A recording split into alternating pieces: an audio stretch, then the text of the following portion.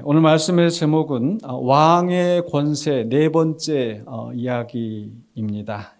죽음을 다스리시는, 죽음의 권세를 가지신, 죽게 하는 권세가 아니라 죽음으로부터 우리를 해방하시는, 구원하시는 예수님의 권세를 함께 살펴보려고 합니다. 네 번째 말씀이라고 소개를 드렸는데, 지금까지 이제 하나님 나라의 왕으로서 예수님이 어떤 권세를 가지셨는가. 첫 번째는 자연에 대해서, 풍랑이 이는 그 바닷속에서 말씀으로 이 풍랑을 잠잠하게 하시고 그 제자들이 무사히 목적지에 다다를 수 있도록 하셨던 우리 예수님의 권세를 살펴보았습니다. 두 번째로는 눈에 보이지 않지만 여전히 우리에게 역사하고 우리를 또 지배하려고 하는, 또 하나님 나라의 역사를 방해하는 귀신, 영적인 세력들에 대해서도 우리는 두렵고 어떻게 할 수 없지만은 그 영적인 세력도 주님 말씀 한마디에 주님께 순종하는 그런 모습을 우리가 살펴보았습니다. 그리고 마지막 앞에 세 번째에서는 육신의 질병, 우리 크고 작은 여러 가지 질병들이 또 우리를 무너뜨리려고 하고 또 우리를 힘들게 만드는데 그 질병조차도 주님의 능력으로, 주님의 권세로 다 다스려지고 우리를 자유하게 하신다라는 거죠. 그리고 나서 이제 오늘 마지막 왕의 권세에 대한 네 번째 이야기는 바로 우리가 가장 두려워하고 가장 또 꺼리는 최종적인 원수, 바로 죽음 앞에서 우리 예수님은 어떤 분이신지를 우리가 보게 됩니다. 사람들은 죽음을 두려워합니다. 히브리서 2장 15절에 이런 말씀이 있습니다. 또 죽기를 무서워함으로 한평생 매여 종노릇하는 모든 자들, 그게 우리의 모습이죠. 죽기를 무서워합니다. 나는 죽는 건 무섭지 않아. 난 지금이라도 죽는 게 좋아. 이렇게 우리는 입버릇처럼 이야기할 수 있지만 사실 죽음이 무서운 것은 그 죽음 자체가 아니라 죽음으로 모든 것이 다 끝나기 때문이죠. 내가 매일 또 맛있게 먹는 그런 음식조차도, 즐겁게 생활하는 것조차도 다 끊어지게 됩니다. 관계도 끊어지게 되고, 그리고 나서 이제 사람들에게 점점 잊혀져 가겠죠. 전도서에 보면은 우리가 우리 3, 4대 조상들의 이름을 기억하지 못하잖아요. 그 말인즉슨 우리 밑으로 3, 4대만 지나가면은 우리의 이름을 기억하지 못합니다. 그래서 그냥 존재 자체가 이제 사라지게 되고 끊어지는 것 같고 이런 것들이 사실은 죽음을 우리가 두려워하는 이유이겠죠. 더군다나 죽음 앞에서는 부자도 권력자도 아무런 대단한 지혜자도 죽음 앞에서는 속수무책입니다. 죽음이 찾아오는 순간에 모든 계획은 중단되고 모든 소망은 끊어지게 됩니다. 그렇기 때문에 이 죽음은 인간에게 가장 두려운 존재일 수밖에 없는 거죠. 그러면서도 가장 확실한 현실입니다. 누구도 죽음을 피할 수 없기 때문에. 그러나 그 죽음조차도 우리 주 예수 그리스도, 우리의 왕이신 예수님의 권세 아래 지배를 받는다라는 거죠. 그래서 고린도전서 15장 25절 26절에 말씀하시기를 그가 모든 원수를 그 발 아래에 둘 때까지 이 모든 것들을 주님께서 지배하시게 되는데, 왕노릇 하시게 되는데 맨 마지막에, 맨 나중에 멸망받을 원수는 사망이라고 말씀하고 있죠. 우리가 가장 두려워하는 원수가 사망인데 그 원수를 주님께서 궁극적으로 망하게 하시고 우리를 죽음으로부터 자유하게 하신다는 거죠. 오늘은 바로 그 죽음을 지배하시는 예수님의 권세를 우리가 말씀을 통해서 보게 됩니다. 그 전에 먼저 21절로 24절에서는 죽음 앞에 우리가 얼마나 비참하고 얼마나 또 절박한지, 그 야이로의 절박함을 통해서 우리가 죽음이 우리에게 어떤 의미가 있는지를 한번 볼 수 있게 되는데요. 먼저 21절은 이렇게 시작하죠. 예수께서 배를 타시고 다시 맞은편으로 건너가시니 큰 무리가 그에게로 모이거늘 이에 바닷가에 계시더니 바로 앞에 우리가 3장, 4장 우리가 말씀을 볼 때 예수님께서 바닷가에서 무리들이 찾아왔을 때 바닷가에서 배를 타고 계시다가 거기서 이제 비유로 말씀을 가르치셨죠. 그 비유의 핵심은 하나님 나라가 어떤 것인가를 선포하셨고, 그리고 그 배를 타신 그대로 우리가 건너편으로 가자 해서 건너편으로 가게 됐죠. 건너편에 갔었을 때 거기서 그 귀신 들린 사람을 만났습니다.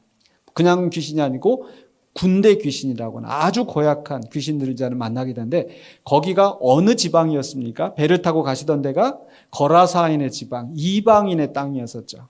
즉 앞에 하나님의 말씀 비유를 가르치실 때는 이스라엘 땅에 있었고, 배를 타고 건너가셔서 이방 땅에 가셔서 그 이방 땅에 귀신 들린 사람을 고치신 거예요.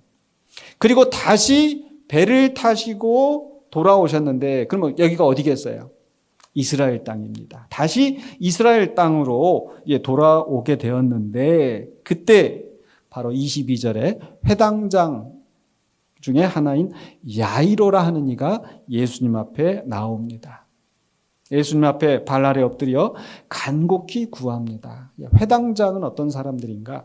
이스라엘 사람들은 그 회당에 모여서 같이 또 성경도 보고 예배, 우리로 치자면 지금 같은 예배당이고, 또 그 마을 사람들이 함께 모이는 그 일종의 마을 회관 또는 뭐 시청, 뭐 이렇게 보셔도 크게 다르지 않습니다. 즉 종교를 중심으로, 그 신앙을 중심으로 모여지는 그런 사람들이기 때문에 회당장이라고 하면은 지방 그 자치단체의 지방의 장이기도 하고, 또 그 종교적으로 지도자이기도 합니다. 그러니까 한마디로 말해서 좀 권력을 가진, 또 명예와 또 많은 사람들이 존중을 하는 그런 사람이었습니다. 다른 사람들이 와서 그 앞에 절을 할지언정 그가 다른 사람들에게 절을 하지는 않습니다. 특히나 이스라엘 사람들은 사람 앞에 함부로 절하지 않습니다. 왕 앞에서나. 그런데 사람들 앞에 존중을 받는 이 사람이 예수님 앞에 와서 발 아래 엎드렸습니다. 간절히 간곡하게 간구합니다. 무엇을 간구합니까? 바로 내 어린 딸이 죽게 되었사오니 오셔서 그 위에 손을 얹으사 그로 구원을 받아 살게 하소서. 내 딸 좀 살려주세요. 분명히 종교적이고 또 사회적인 지도자로서 체면과 권위가 있는 인물이었지만은, 그러나 예수님 앞에 이렇게 극진한 존중을 표현하는 것은 그분이 왕이시고 그분이 권세자이신 것과 또 그만큼 자기 자신이 절박한 상태인 것을 나타내는 겁니다. 죽음 앞에서는 자기의 지위도 자기가 가지고 있는 돈도 아무런 소용이 없기 때문에, 그 무엇으로도 죽음을 막을 수 없기 때문에 오직 주님만이 이 아이를 고치실 수 있겠구나, 살리실 수 있겠구나 라는 믿음 안에서 주님 앞에 와서 엎드리는 거예요. 이 상황은 앞에 우리 5장 26절에 보면은 그 귀신 들린 자가 예수님이 오셨다는 그것을 알고 달려와 가지고 그 앞에 엎드려 간구하던 그런 상황이 나오는데, 좀 비슷한 것 같지만 완전히 다른 거예요. 왜냐하면 그 귀신 들린 자, 그 귀신은 어떻게 이야기를 합니까? 당신과 내가 무슨 상관이 있습니까? 내게서 떠나소서. 근데 이 회당장은 그게 아니죠. 우리 집에 오셔서 우리 아이를 좀 살려주십시오. 주님과 함께하기를, 주님이 오시기를 구하는 겁니다. 그래서 예수님은 이 회당장의 말을 듣고 그 집으로 가시는 길입니다. 회당장의 마음은 굉장히 또 안심이 되고, 야, 정말 이 귀신도 쫓아내시고 병자들을 즉시 고치시는 이분이 우리 집에 오시니까 이제 우리 아이가 살겠구나 라고 하고 가는 거예요. 그런데 25절에서 무슨 일이 벌어집니까? 25절, 지난주에 나눴던 말씀이 있잖아요. 그게 그 사이에 마치 그 빵 샌드위치에 잼이 들어가 있는 것처럼 그 사이에 그 혈루증을 앓던 여인의 이야기가 들어 있습니다. 예수님이 길을 가시는데 그 여인이 다가와서 손을 예수님의 옷자락을 만졌고 내가 저 옷자락만 만지면 낫겠구나라고 하는 믿음으로 했는데 과연 그가 치유함을 얻었습니다. 그리고 그냥 계속 가면 좋을 텐데 예수님께서 가던 길을 멈추시고 누가 내 옷에 만졌느냐라고 하시는 거예요. 여자가 금방 나오진 않았을 거고 쭈뼛쭈뼛 하는데 지금 그러다가 나와가지고 이야기를 하고 자초지종을 이야기하고 또 예수님 얘기하시고 이런 상황이잖아요. 자, 그런데 이 순간에 이 회당장 야이로의 마음은 어땠을까요? 지금 딸아이가 죽어가고 있는데 빨리 예수님을 모셔가야 되는데 아니 그 전에 아플 때부터 아마 예수님을 찾았을 거예요. 그런데 예수님 어디 계신가 했더니 배 타고 이방 땅으로 가셨네요. 겨우 그 주님이 돌아오셨다고 해서 빨리 그 주님 앞에 나와서 예수님을 모시고 가는 길인데 이 여인이 예수님의 가는 길을 붙잡는 거예요. 마음이 지금 막 조급하고 조바심이 나고 야이로의 입장에서 보면은 이 주님이 오셔서 은혜를 베푸실 줄 알았는데 그 은혜가 지연되는 겁니다. 때로 우리는 그런 때가 있지 않습니까? 우리가 주님 앞에 간구하고 주님의 응답을 받았다 싶고 그런데 그게 쉽게 이루어지지 않을 때, 시간이 지연될 때 우리의 마음은 조바심이 나고 또 두려운 생각이 들 수밖에 없습니다. 그런데 35절에 보니까 이렇게 기록이 되어 있습니다. 아직 예수께서 말씀하실 때에 지금 이 여인과 지금 대화하고 지금 무리들 앞에서 지금 이야기하고 있는 그 상황에 회당장의 집에서 사람들이 와서 회당장에게 이르되 당신의 딸이 죽었나이다. 죽음의 소식을 알립니다. 근데 거기에 더해진 말이 뭐예요? 어찌하여 선생을 더 괴롭게 하나이까? 죽음의 소식만 이야기하는 것이 아니라 지금 덧붙여진 이 말은 무슨 뜻이에요? 제 아무리 예수라 하더라도 죽음 앞에서는 어찌할 수가 없는데 굳이 저 선생님을 데리고 갈 필요가 없습니다. 라고 얘기합니다. 이것은 죽음 앞에 무력한 인간이 절망하는 것을 보여주는 거죠. 이제는 끝났다. 그 의학 드라마에 보면은 갑자기 막 소리가 나가지고 막 심폐소생하고 막 전기 충격기 심장 그 제세 박동기라고 하나요? 그거 막 해가지고 막 하는데 그 하는 사람 의사가 그 다급하게 막 땀을 뻘뻘 흘리면서 막 하잖아요. 근데 계속 삐 하고 그 시간 지체되면 어떻습니까? 옆에 있는 사람들이 선생님 이제는 더 못합니다. 이제 포기하세요. 그때 그 느껴지는 그 절망감, 좌절감. 죽음 앞에서 이게 우리의 모습인 거예요. 죽음은 우리 아무도 어찌할 수가 없다. 그 순간에 이 야이로는 이 소식을 들었을 때 어떠했을까요?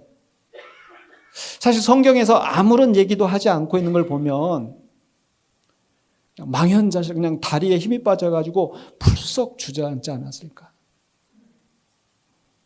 어쩌면 그냥 갑작스러운 통곡이 터져 나오면서 어찌할 바를 알지 못하고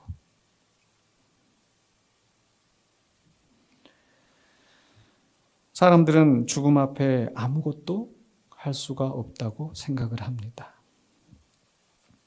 제가 신학교 다닐 때 전 스님으로부터 강의를 들은 적이 있습니다. 이 전 스님은 불교계에서 굉장히 그 높은 지위에까지 있었던, 우리식으로 얘기하면 노회장 또 총회 임원 막 할 정도로 그 종단에서 거기에서 굉장히 높은 위치까지 있었던 분인데 무슨 일로 이제 그 사회의 정치하고 이렇게 또 연관됐었는지 이제 감옥에 가서 있으실 때가 있었대요. 그 있는 중에 보통 이제 감옥 가시면 또 뭘 많이 봐요? 성경을 보시잖아요. 근데 이 스님이 성경을 읽게 된 거예요. 근데 공교롭게 그 예수님께서 죽은 과부의 아들을 살리신 장면을 보고 개종을 하게 됐다는 거예요. 왜냐하면 불경에서도 그런 비슷한 얘기가 나온답니다. 불경에서도 죽은 과부가 와가지고 그 부처 앞에 와가지고 내 하나밖에 없는 이 아들, 나 이 아들 없으면 죽는다고, 이 아들 좀 살려달라고. 그랬더니 부처가 하는 말이, 지금 집집마다 돌아다니면서 한 번도 죽지 않은, 죽음이 없었던 그 집에서 쌀을 가져다가 미음을 끓여 먹이면 이 아이가 살아난다고 했던 거예요. 그래서 이 과부가 집집마다 문을 두드리고 다니면서 소리를 지르면서 죽지 않는 집을 찾아다닌 거예요. 죽음을 경험하지 못한 집을 찾아다닌 거예요. 그런데 죽음이 없는 집이 없잖아요. 그래서 이 여인이 절망 가운데서 와서 그 부처 앞에 와서 죽음이 없던 집은 없었습니다. 그랬더니 부처가 하는 말이 나도 어쩔 수 없다 그러더라는 거예요. 그런데 성경에 보니까 비슷한 상황인데 그 예수님은 그 죽은 과부의 아들을 살리더라. 도대체 이건 뭐냐? 그래서 그분이 개종을 해가지고 저희 신학교 다니면서 전도사가 돼가지고 저희들한테 이제 그 불교에 대해서 이제 소개를 해주는 그런 시간이 있었거든요. 이게 우리 주님의 다른 점입니다. 사람들은 죽음은 끝입니다. 더 이상 아무것도 할 게 없습니다.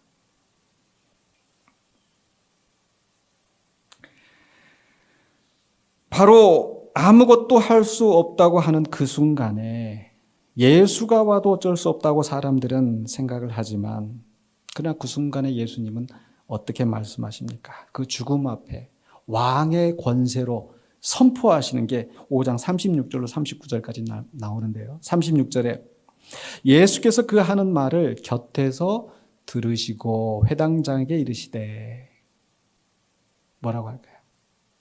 참 안 됐다. 내가 좀 빨리 갔으면 미안하다. 내가 괜히 그 혈루증 앓던 여인하고 이야기하는 거 지체한다. 그런 말씀 안 하시잖아요. 예수님 뭐라고 말씀하세요? 두려워하지 말고 믿기만 하라. 죽었으니까 나도 어쩔 수 없다가 아니에요. 우리 주님이 말씀하시는 것은 두려워하지 말고 믿기만 하라. 두려움은 죽음이 만들어내는 가장 강력한 무기입니다. 죽음 앞에 섰을 때 우리는 두려워할 수밖에 없고 죽음을 경험할 때 또 죽는 사람이 내가 사랑하는 사람이 죽어갈 때 두렵고 좌절하고 그런데 우리 예수님 말씀하십니다. 그 자리에 머물러 있지 말고 나오라는 거예요. 거기에서 건지십니다. 그런데 건지시는 것에만 끝나는 것이 아니고 뭐 하라고요? 믿기만 하라. 믿음은 무엇입니까? 주님과의 관계예요. 더 이상 죽음의 권세에 지배받지 말고 죽음 때문에 두려워하거나 절망하지 말고 거기에서 나와서 나만 믿으면 돼. 나를 보고 와. 왜 죽음 때문에 두려워하는 거야? 그것도 그냥 위로하시는 말씀을 하시는 것이 아니고 명령하시는 거잖아요. 두려워하지 마. 나만 믿기만 해. 주님의 명령입니다. 왕의 권세를 가지고 하시는 명령인 거예요.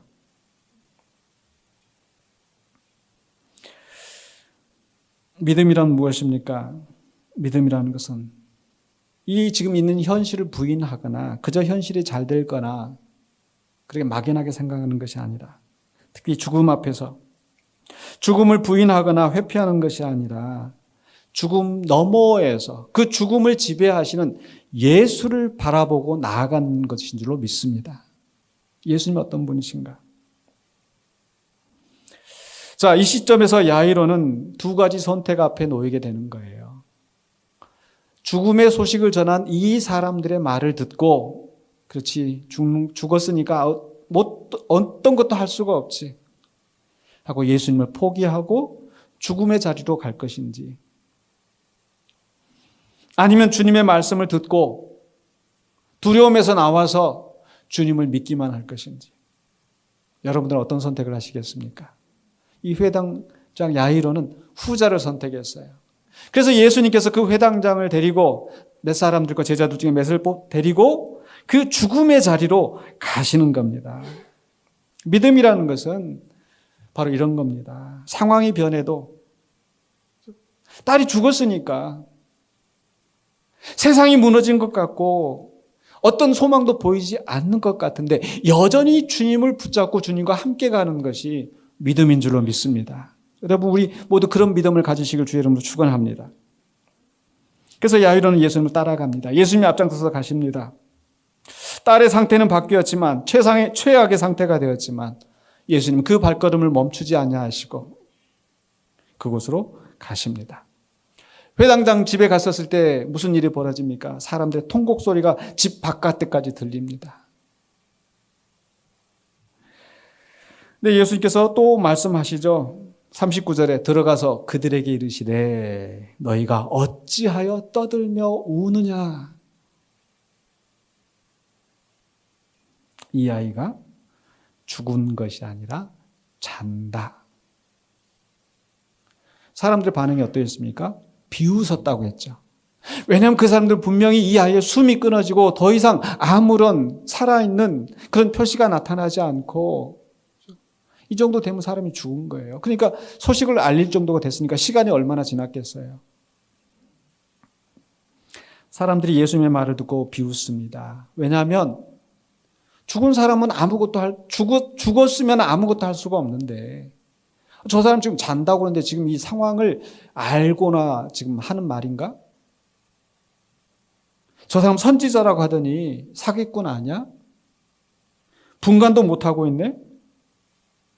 그렇게 조롱하는 것은 바로 예수님이 어떤 분이신지 이 죽음도 예수님 앞에 어떤 존재인지를 알지 못하기 때문에 그런 말을 하는 거예요. 근데 예수님이 보시기에 죽음은 어찌할 수 없는 최종적인 권세가 아니라 주님의 말씀에 순종할 수밖에 없는 그런 존재라는 거예요. 그러니까 주님 앞에서 죽은 것이 아니라 그건 잠하고 똑같은 겁니다. 잠은 뭐예요?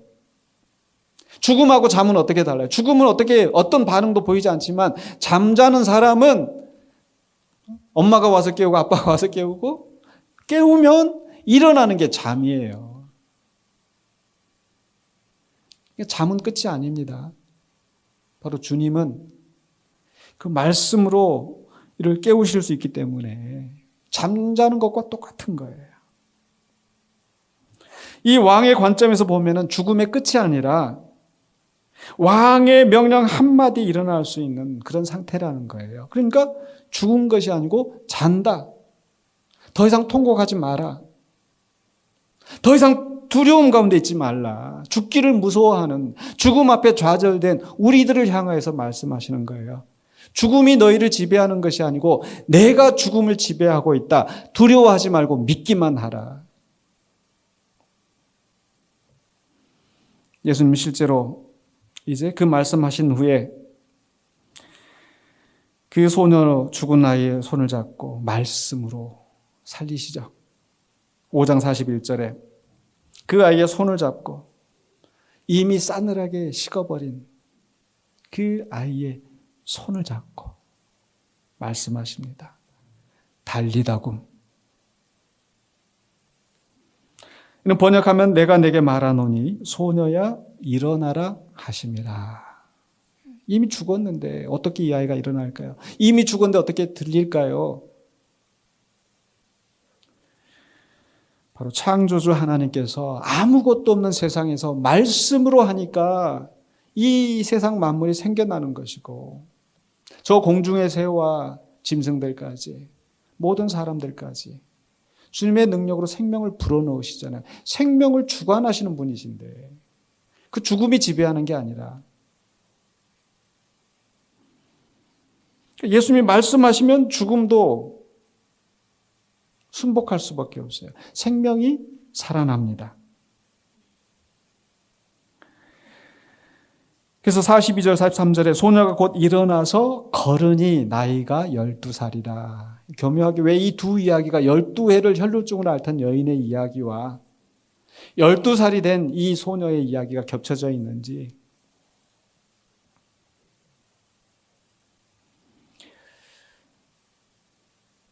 그래서 이스라엘 관례상 12살이 되면 이제 성인이 되는 건데, 성인이 되기 전에 죽은 이 아이가 예수님으로부터 생명을 얻고 소생되어서 다시 살아갈 수 있는 계기가 된 거죠. 그랬더니 사람들이 크게 놀라고 또 놀라고. 근데 예수님께서 어떻게 하셨습니까? 이 일을 아무도 알지 못하게 하라고 그들을 많이 경계하시고. 우리 생각으로는 예수님 이런 일은 더 알려야 돼요. 그래야 더 많이 사람들이 와요. 여러분, 만약에 제가 기도해가지고 우리 돌아가신 분이 살아났다고 하면 어떡할 것 같아요? 군산영광교회 임용석 목사는 죽은 사람도 살린다고 하면 우리 교회 막 미어 터지지 않을까요? 예수님 왜 조용하라고 하셨을까? 왜 비밀하라고 하셨을까? 그냥 예수님 그 앞에서도 계속 그러셨어요. 귀신 들린 자를 쫓아내셨을 때도, 병자를 고치셨을 때도. 왜 예수님이 그걸 더 알리지 않으시지? 그건 사람들의 동기. 사람들은 뭐예요? 지금 당장 예수님 앞에 와서 이거 문제 해결해 주기를. 그게 우리는 급하잖아요. 예수님, 나 병 때문에 너무 힘들어요. 예수님, 내 사업 때문에 너무 힘들어요. 근데 예수님은 지금 뭘 하러 오셨어요? 하나님의 나라를 선포하고 하나님 나라를 알게 하시고. 왜냐하면 지금 우리가 여기서 고통당하고 어렵고 힘들고 이런 것은 하나님 앞에 받을, 하나님 나라에서 받을 영광과 좋게 비교할 수 없는데 우리는 그걸 보지 못하고 그걸 알지 못하니까 지금 당장 이 문제가 너무 커 보이는 거예요. 그래서 그것만 해결해 주면 될 것 같아서. 근데 그거 해결받고 나면은 또 예수님 잊어버리고 하나님 나라 잊어버리고 여전히 죽음으로 가는 게 우리 인간의 약한 본성이잖아요. 그래서 예수님은 그런 가운데서도 귀신을 쫓아내시고 병자를 고치신 것은 하나님 나라가 이런 자유와 이런 온전함을 우리에게 주신다라는 것을 맛보기로 보여주시는 거죠. 맛보기예요. 근데 우리는 맛보기만 하고 끝내려고 하는 게 우리 연약한 인간이다 보니까, 그러면서 정작 하나님 나라를 생각하지 못하고 하나님 나라의 비밀을 깨닫지 못하고 여전히 죽음으로 가고, 그것 때문에 그것만 찾아서 오는 많은 사람들 때문에 오히려 하나님 나라의 역사가 막히기 때문에 예수님께는 경계하신 것 같아요.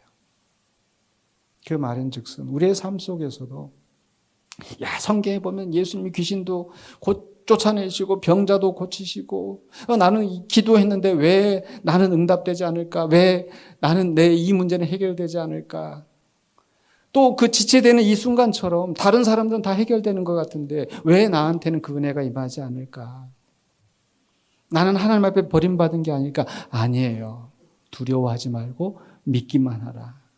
이 세상에서 이 문제가 해결되지 않는 것 같지만 예수님 지금 다니면서 이 소녀도 여기 지금 살아났잖아요. 그럼 이 소녀가 영원히 살았을까요? 아니에요. 이 소녀도 결국은 죽게 되는 거예요. 우리가 병이 나아도 결국은 죽습니다. 그런데 두려워하지 않고 여전히 믿음을 가지고 있는 그 사람들은 죽어도 살겠고,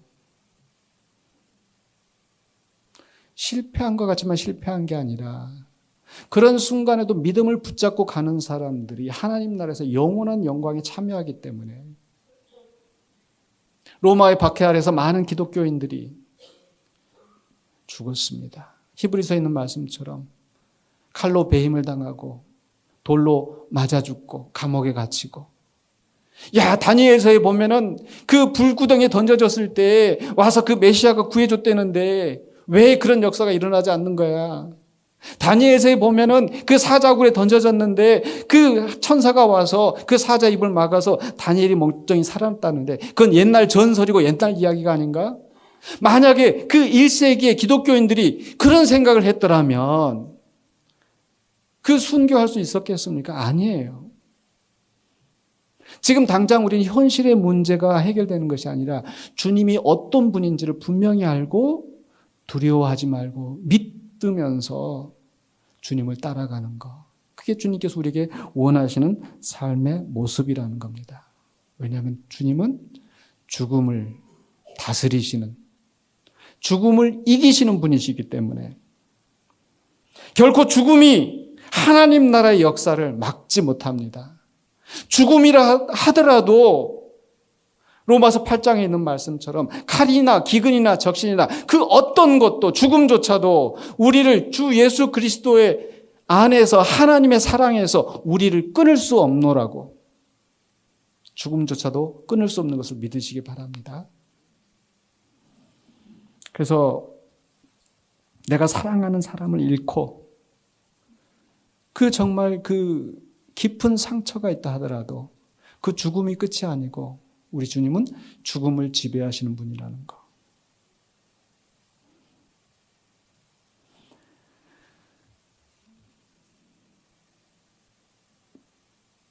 이렇게 이 소녀를 살리시고 예수님은 마지막으로 사람들에게, 소녀에게 먹을 것을 주라고 말씀하시죠. 43절에.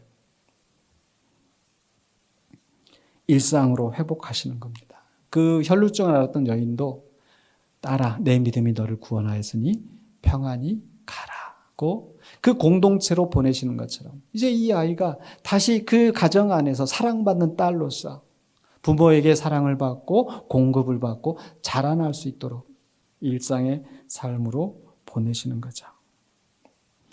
우리 예수님은 우리의 죽음을 이기시고 우리로 삶을 회복하게 하시고 소생하시게 하는 왕인 줄로 믿습니다. 그래서 주님은 어떤 분이신가? 요한계시록 1장 17절 하반부와 18절에 나는 처음이요 마지막이니 곧 살아있는 자라 내가 전에 죽었었노라. 우리 주님도 죽음을 경험하셨어요. 죽음의 자리에 들어가셨어요. 그런데 왜? 바로 죽기를 무서워하는 우리들을 구원하시려고, 죽음의 저주로부터 우리를 구원하시려고 주님이 친히 죽으시고 사망을 이기시고, 사망아 너의 쏘는 것이 어디 있느냐? 죽음을 이기시고 살아나신 분. 그래서 뭐라고 말씀합니까? 18절에 살아있어, 세세토록 살아있어 사망과 음부의 열쇠를 가졌노니. 사망은 누구도 어찌할 수 없는 것이 아니라 주님께서 그 열쇠를 가지시고 주님께서 다스린 줄로 믿습니다. 음부도 지옥도 그저 세상의 신화처럼 신들이 다스리는 좋은 곳이 있고 나쁜 신들이 다스리는 그런 지옥이 있는 것이 아니라 그 지옥조차도 그 권세가 하나님 앞에 있고 우리 주님 앞에 있다고 성경은 말씀하고 있어요. 그렇기 때문에 우리는 주님이 나의 왕이시고 주님이 나의 주인이시나 그 세상에 어떤 것도 두려워할 것이 없는 줄로 믿습니다. 이제 말씀을 마무리하려고 합니다. 우리 주님은 죽음을 지배하시는 분이시죠. 가장 우리가 두려워하는 원수조차도 주님 앞에 굴복합니다. 우리는 꼭 죽음이 아니라 하더라도 우리는 죽음과 같은 그런 고통과 절망이 우리 안에 있을 수 있습니다. 실제 내 주변에 사랑하는 사람이 죽음을 당하는 그런 경우도 있고, 또는 관계의 죽음, 정말 끝장난 것 같은 부부 간에, 형제 자매 간에 이미 관계가 다 끊어지고 죽은 것 같은 그런 상황, 또는 사업 때문에, 일 때문에 더 이상 사람들은 이제 어찌할 수 없다라고 포기하는 그 순간, 심지어 우리 신앙조차도 침체되고 무기력하고 모든 것이 끝난 것처럼 보이는 그 절망의 순간에 사람들은 포기하라고 하지만 이제는 어떻게 할 수 없다고, 예수님조차도 어떻게 할 수 없다고, 이제 그만 단념하라고 하는 순간에도 주님께서 우리에게 말씀하십니다. 두려워하지 말고 믿기만 하라. 우리 주님은 그 죽음의 자리까지 들어가 결국 생명을 회복하시는 왕이시기 때문에 죽음이 결코 우리 주님의 역사하시는 하나님 나라의 진행을 막지 못하기 때문에, 하나님 나라에서 죽음은 영원한 단절이 아니고 이제는 더 이상 세력을 잃어버리고 주님이 다스리기 때문에 우리는 그 주님을 바라보고 일어서야 되는 줄로 믿습니다. 그래서 어떠한 죽음과 같은 그런 상황이라 할지라도 주님에게 우리에게 말씀하시는 거, 두려워하지 말고 믿기만 하라. 정말 내가 죽은 자와 같이 되었을 때 주님이 내 그 차가운 손을 붙잡으시고 아이야 일어나, 잠에서 깨우시는 것처럼 우리 손을 붙잡고 깨우실 줄로 믿습니다. 그 주님을 바라보면서 믿음으로 승리하시는 우리 모두가 되시길 주의 이름으로 간절히 축원합니다. 기도하겠습니다. 거룩하신 아버지 하나님 은혜를 감사합니다. 죄와 허물로 죽은 우리를 살리시고 영원한 생명을 우리에게 이미 주시고 우리를 죄와 사망의 나라에서 생명과 하나님의 복이 넘쳐나는 하나님의 나라로 옮기신 줄로 믿습니다. 이제 우리가 주님을 믿음으로 말미암아 영생을 얻었사오매 죽음 때문에 두려워하지 아니하고 또 어떤 상황에서도 주님을 바라보며 믿음으로 승리하는 우리 모두가 되게 하여 주시옵소서. 예수 그리스도 이름으로 기도하옵나이다. 아멘.